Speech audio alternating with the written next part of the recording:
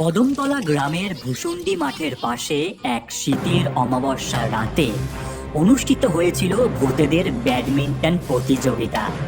একদিকে ডাইনি আর অন্যদিকে মামদো ভূতের মধ্যে লড়াই চলছিল। সে লড়াইয়ের উপহার ছিল গ্রামের বনের জ্যান্ত বাঘ, হনুমান, গরু, হরিণেরা। নানান কঙ্কালের দল বাজনা বাজিয়ে ডাইনি ও মামদোকে উৎসাহ দিচ্ছিল। এই নে মামদো, আমার চাপ সামলা। ইস রে, খাবি চাপ আর বলবি ডাইনি তোদের বাপ রে, ডাইনি তোদের বাপ। একটি অসাধারণ চাপ মেরে ডাইনি এগিয়ে গেল মামদোর থেকে। স্কোর ডাইনি 9, মামদো 8। আর একটি পয়েন্টের খেলা, দেখা যাক কি হয়। 9-8। এবার আমার চাপ সামলা। এই নে, সামলে নিলাম। টান টান উত্তেজনা দুজনের মধ্যে, কারোর কর্ক মাটিতে পড়ছেই না। এমন সময় মামদো ওপরে উড়ে গিয়ে ব্যাক ভলি মেরে লেগ দিয়ে একটা সজোরে চাপ বসায়। ডাইনির থেকে অনেক দূরে কর্ক থাকায় ডাইনি তার হাত লম্বা করে আস্তে করে মামদোর চাপ তুলে দেয়। আর কর্ক মামদোর কোটে নেটের গা ঘেঁষে পড়ে যায়।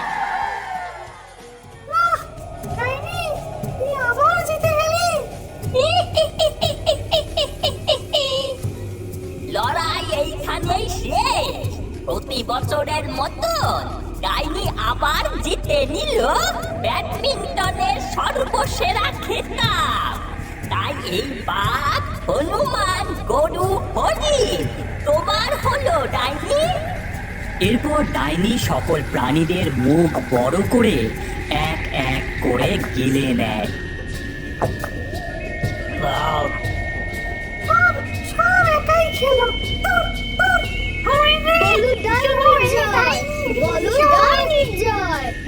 না না, এমন ভাবে না। ওরে, আমার থিম সংটা চালা। ডাইনি ডাইনি ডাইনি বলো ডাইনির জয়, খেলবে এমন পাবে সকলে ডাইনিকে ভয়। ডাইনি তুমি সেরা, আমাদের গর্ব, ব্যাডমিন্টনের রানী তুমি, চিৎকার করে বলবো।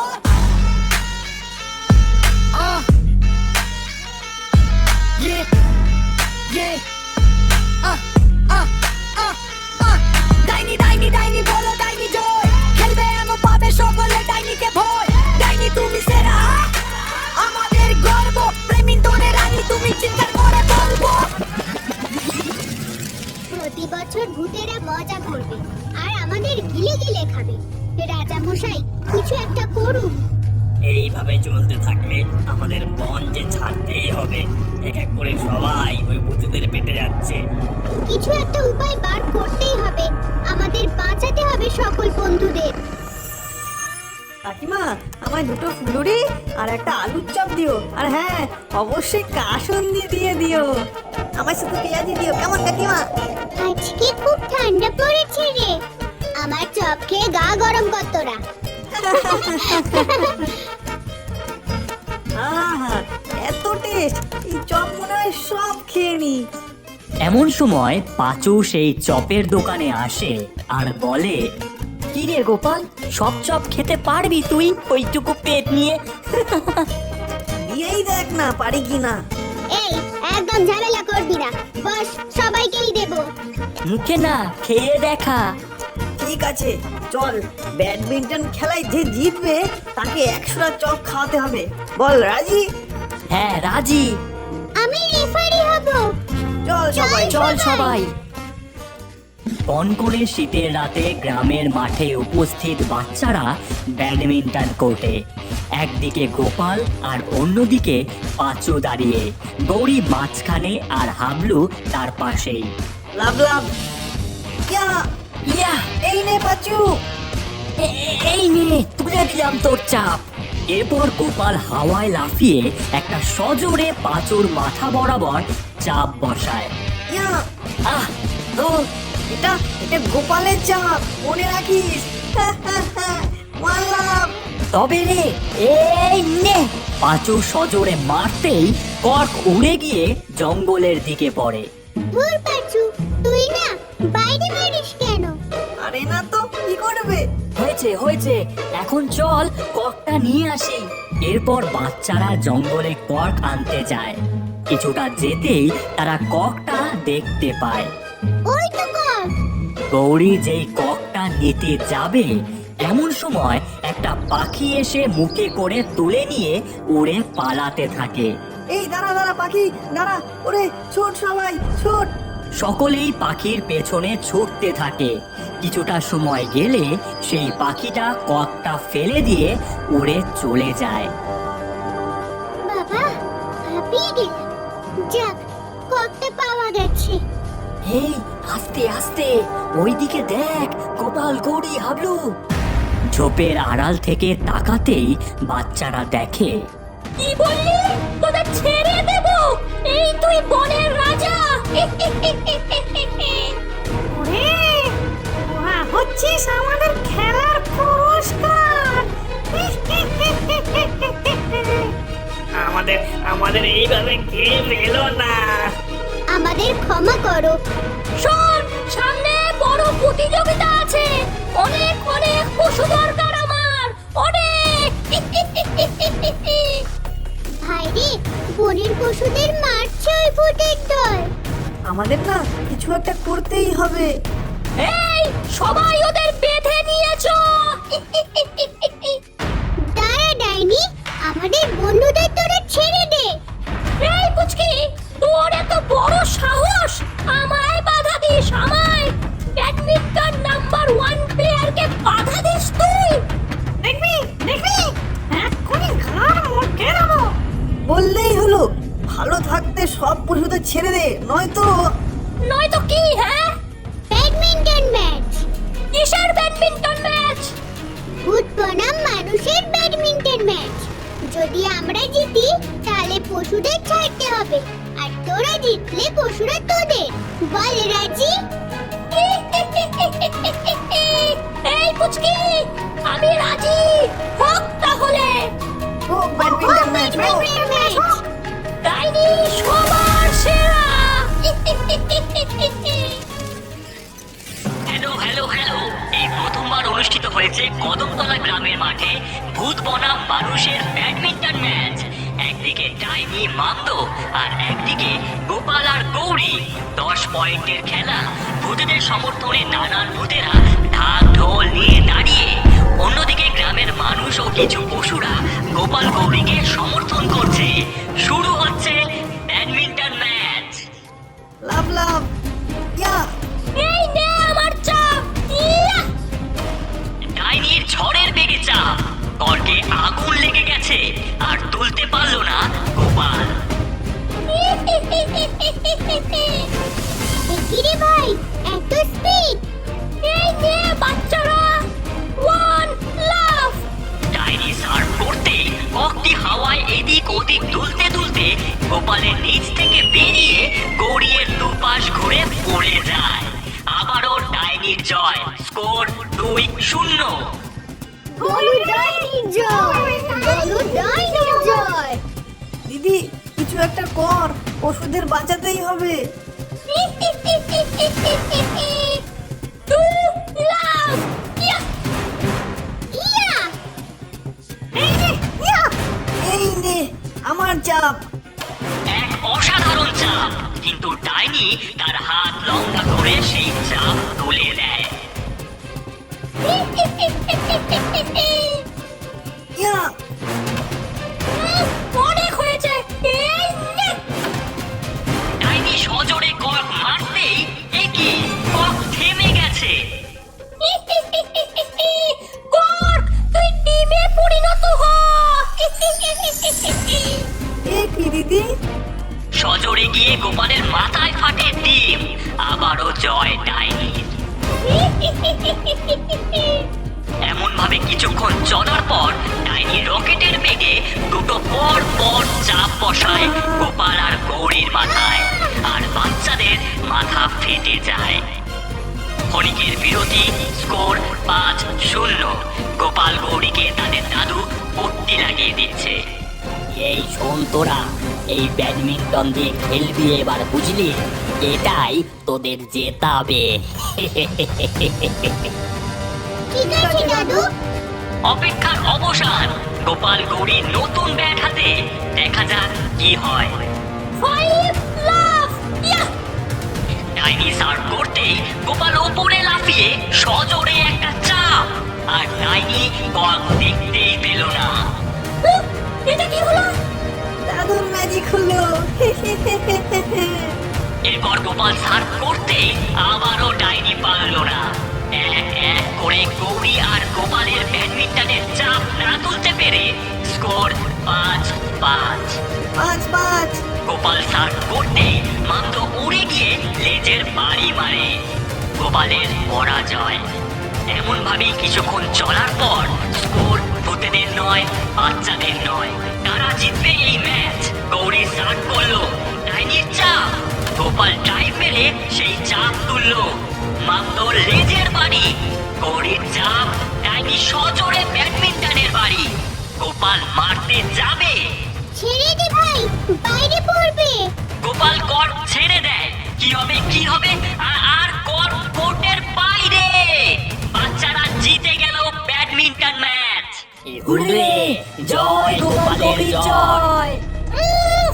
আমরা এখন যাচ্ছি, তবে তবে আবার খেলা হবে। ওই! ধন্যবাদ বাচ্চারা তোমাদের। তোমাদের জন্য আমরা জীবন দিয়েছি। ধন্যবাদ বাচ্চারা।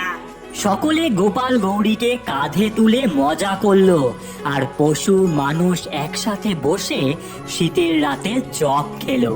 দেখলে বন্ধুরা, পশুরা আমাদের বন্ধু, তাই মনে রেখো ওদের রক্ষা করা আমাদের কর্তব্য। চলি, টাটা।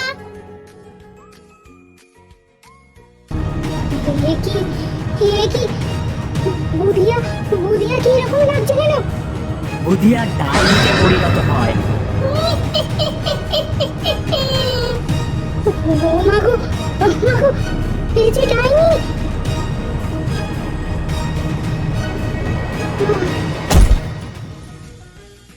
গোবিন্দপুর গ্রামে রাখাল নামে এক যুবক থাকে। তার 3টে পোষা গরুর মধ্যে সবচেয়ে ছোট বুধিয়াকে সে ভীষণই ভালোবাসে। কিন্তু একদিন গরুগুলোকে নিয়ে মাঠে চড়াতে যাওয়ার পর ঘটল এক অদ্ভুত ঘটনা। মাঠের ঘাসগুলো কেমন যেন মরা হলুদ হয়ে এসেছে রে। এই জঙ্গলের পাশের মাঠে গিয়ে দেখি এ কচি ঘাস পাই কিনা, বুঝলি? চল বুদ্ধি, চল। বুধিয়াকে নিয়ে রাখাল চলে যায়। জঙ্গলের পাশের মাঠে বুধিয়াকে নিয়ে এলো রাখাল। এই দেখ বুদ্ধি, কচি কচি সবুজ ঘাস, প্রাণ ভরে খামা। এ কালুয়া আর ধবলিকে পরে নিয়ে আসবো, বুঝলি? কিন্তু বুধিয়া খায় না।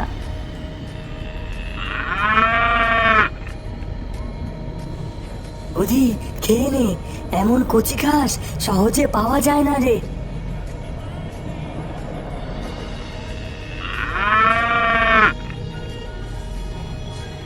কিছুক্ষণ পর বুধিয়া পাগলের মতো দৌড়াতে লাগলো। এ বুধিয়া, তুই দৌড়াচ্ছিস কেন? দাঁড়া, এ বুধিয়া, দাঁড়া। রাখালও তার সাথে ছুটলো।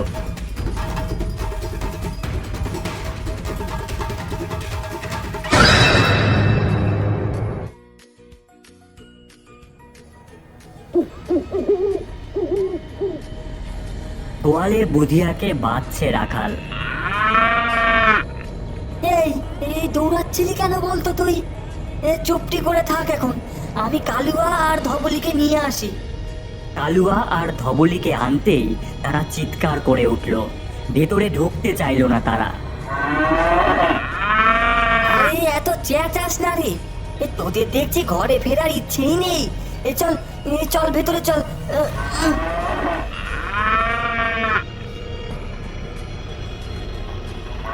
রাখাল ঘরে ঢুকছে এমন সময় তার মা কাছে এলো।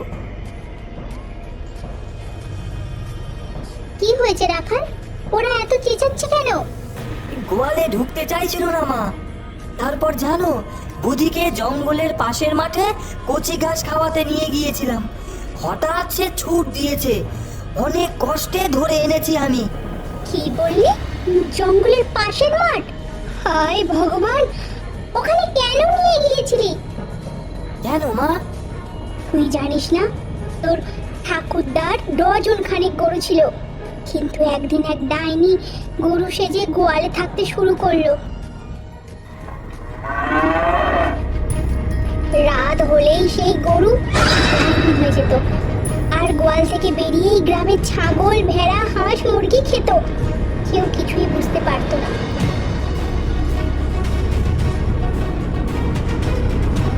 কিন্তু ডাইনি একদিন গোয়ালের একটা গরুকে ধরে খেতে শুরু করলো। তখন অন্য গরুর চিৎকারে সবাই ভেঙে গেল। তখন সবাই ডাইনিকে দেখতে পেল।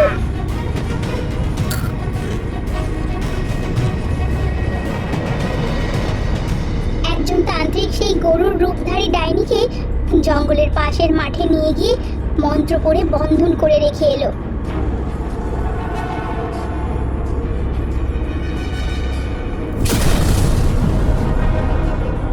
এই মাঠে গরু চড়াতে গ্রামবাসীদের বারণ করে দিয়েছিল তান্ত্রিক, না হলে সেই মন্ত্রের প্রভাব কেটে যাবে। আর তুই আজ সেই ভুলটাই করলি বাবু। এবার যে কি হবে? উফ মা, এ যত সব ভুলভাল চিন্তা তোমার। এসব বাদ দাও এখন, আমাকে হাটে যেতে হবে। আমার কথাটা শোন বাবু, ওই ডাইনি যদি আসে তো তাকে তাড়ানোর জন্য এ পরে এসব কথা শুনবো। এই এখন হাট থেকে কেনাকাটা সেরে আসি। রাখাল, শোন বাবা শোন। রাখালের মা কান্না করছে। গরুগুলো ডেকে উঠলো। ওদের বোধহয় খিদে পেয়েছে, যাই কুচনো খড় দিয়ে আসি।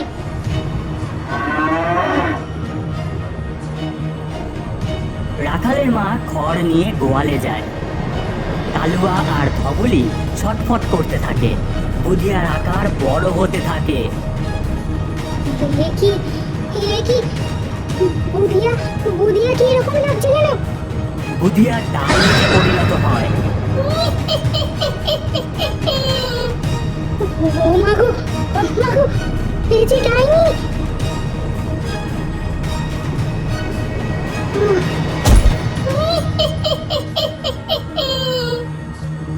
খাবো ধরে ছাগল, ভেড়া।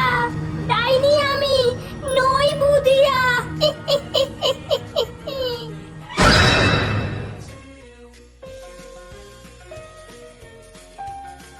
রাখাল বাড়ি ফিরে মাকে অজ্ঞান দেখে ছুটে এলো।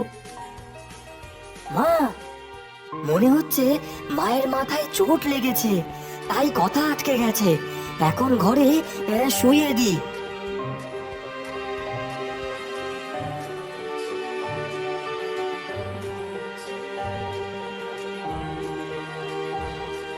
মা, ডাইনিকে দেখা গেল বুধিয়ার মুখে। হেসে উঠলো ডাইনি। রাত্রিবেলা রাখাল ঘুমোচ্ছে। গরুর চিৎকার বাইরে থেকে ভেসে এলো। ওহ, এই গরুগুলো এত ডাকছে কেন? এ দেখি তো কি হয়েছে। রাখাল গোয়ালের সামনে এলো। কালুয়া আর ধবলি চিৎকার করছিল, কিন্তু বুধিয়া সেখানে ছিল না। আরে কি হয়েছে রে কালুয়া, এ ধবলি, এ ডাকছিস কেন তোরা? আরে বুধিয়াকে তো দেখতে পাচ্ছি না, এ কোথায় গেল? গোয়ালের পেছনে বুধিয়া আস্তে আস্তে ডাইনিতে পরিণত হচ্ছিল। গরু, ছাগল, হাঁস, মুরগি খাবো আমি কড়মড়। ডাইনি আমি, জানো নাকি? ডাইনি আমি ভয়ঙ্কর। সকালে রাখাল গোয়ালের কাছে গেল। সকাল হয়ে গেছে, এ দেখি এ কালুয়া ধবলি কেমন আছে। এ বুধিয়াকেও তো খুঁজতে যেতে হবে। গোয়ালে 3টে গরু দাঁড়িয়ে আছে।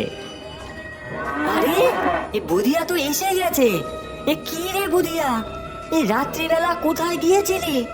একা একা ঘোড়ার নেশা হয়েছে বুঝি তোর? রাত বিরেতে একা যেতে নেই রে। বুধিয়ার পায়ের কাছে কিছুটা রক্ত পড়ে থাকতে দেখলো রাখাল। আয় এদিকে আয়। এ কি? এ রক্ত কেন রে? যাকে যাক, আগে ওদের মাঠে নিয়ে যাই, তারপর দেখবো এসব এসব নোংরা কোথা থেকে এসেছে। কালুয়া ধবলি বেরিয়ে এলো, কিন্তু বুধিয়া এলো না। বুধিয়াকে টানলো রাখাল। এই বুধিয়া, চল চল। বুধিয়া নড়ল না। মাঠে যাবি না তাই তো? থাক থাক তবে। বুধিয়ার মুখে ডাইনি হেসে উঠল।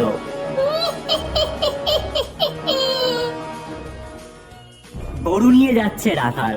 গ্রামবাসীরা কথা বলছে। মোরল জ্যাঠা, কাল আমার ছাগলটা ঘাড় মোটকে কে যেন রক্ত খেয়ে গেছে। আমার পোষা দুটো মুরগি আজ সকালে দেখি উঠাও। সে কি গো? এই ওদিকে নিতাই বলার পোষা হাঁস দুটোকে কাল রাতে কে খেয়ে গেছে? এ শুধু নাকি কটা পালক আর রক্ত পড়ে আছে। আমাদের গ্রামে এসব কি যে শুরু হলো বলো তো? গ্রামবাসীরা বলছে ওদের ছাগল, হাঁস, মুরগি কেউ খেয়ে নিয়েছে।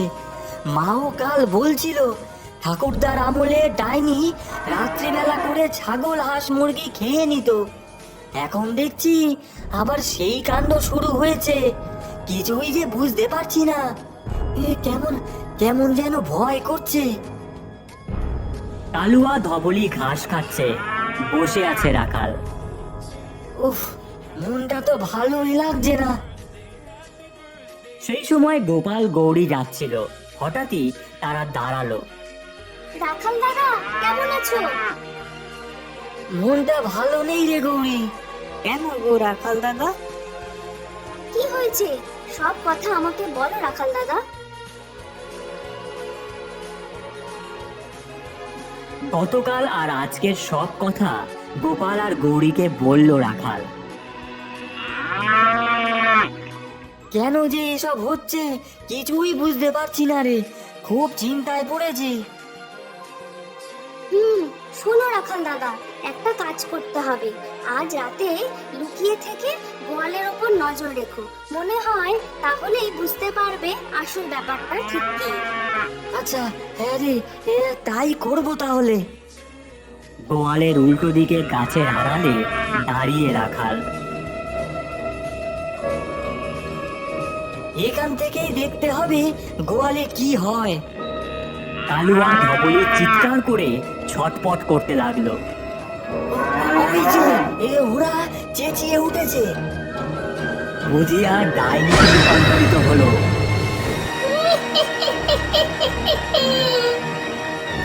ও মা গো, এ যে ডাইনি, ডাইনি। রাখাল দৌড়াতে লাগলো।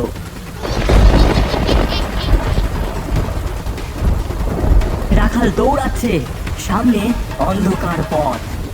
কি হবে এখন? বুধিয়া ডাইনি হয়ে গেছে। মা সেদিন ঠিকই বলেছিল ডাইনির হাত থেকে কি করে বাঁচা যায়। সে কথাও মা বলতে চেয়েছিল, কিন্তু আমি না শুনেই হেঁটে চলে গেলাম। মা এখনো কথা বলতে পারছে না। ইস, কেন যে সেদিন শুনলাম না। গোপাল গৌরীর বাড়ি গিয়ে দেখি যদি ডাইনির হাত থেকে মুক্তি পাওয়ার কোনো উপায় বের করা যায়।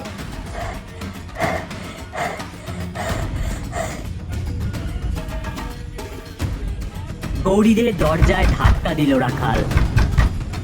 দরজা খুলল গৌরীর বাবা। আরে রাখাল যে, কি হয়েছে? খুব খুব বিপদ হয়েছে কাকা বাবু। এসো রাখাল দাদা, ভেতরে এসে বলো। গোপাল গৌরীদের বাড়িতে বসে আছে রাখাল আর গৌরীর বাবা। গোপাল গৌরী দাঁড়িয়ে। সবই তো শুনলাম, বড়ই সাংঘাতিক ব্যাপার। সেই তান্ত্রিক তো আর বেঁচে নেই। ডাইনিকে তাড়ানোর কোনো উপায়ও তো আমাদের জানা নেই। বাবা, আমাদের গায়ের বুড়ো বাবার কাছে গেলে হয় না? উনি যদি কিছু করতে পারেন। ঠিকই বলেছিস, ওনার অনেক অভিজ্ঞতা।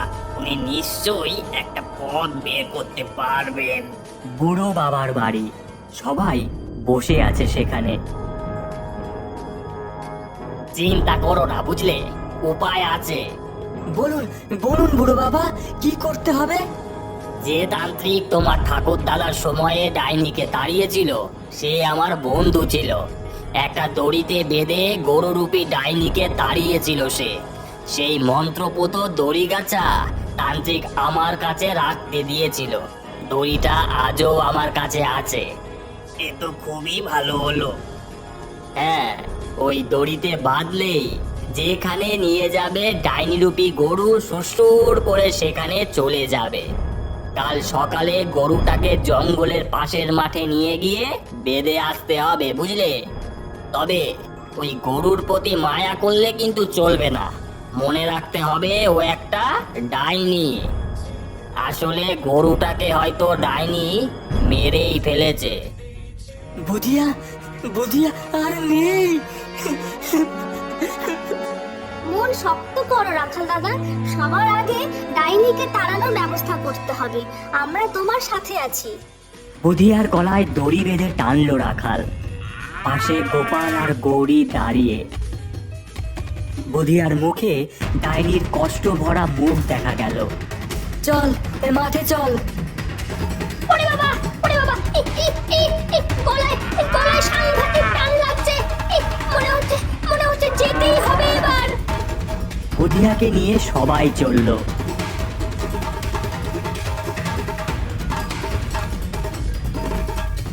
জঙ্গলের পাশের মাঠে বুধিয়াকে বাঁধছে রাখাল। ডাইনি, তুই থাক এখানে। কোনোদিনও আর আমার গ্রামে আসবি না। ছেলেটার মন গড়ানোর জন্য একটু কান্নাকাটি করে দেখি। গরুটাকে তো ভালোবাসতো, যদি ফিরিয়ে নিয়ে যায়। বুধিয়া করুণ সুরে ডাকতে লাগলো। চোখ গড়িয়ে জল পড়তে লাগলো বুধিয়ার। এ গৌরী, গৌরী রে, এ আমার বুধিয়া কাঁদছে রে। রাখাল দাদা, ও বুধিয়া নয়, ও ডাইনি। ওর কান্নায় তুমি ভুলো না। চলো তাড়াতাড়ি। গৌরী গোপাল রাখালকে টেনে নিয়ে চলল। কিছুটা যেতেই দেখা গেল বুধিয়ার মৃতদেহ। ওই তো আমার বুধিয়া। বুধিয়া রে, তুই চলে গেলি।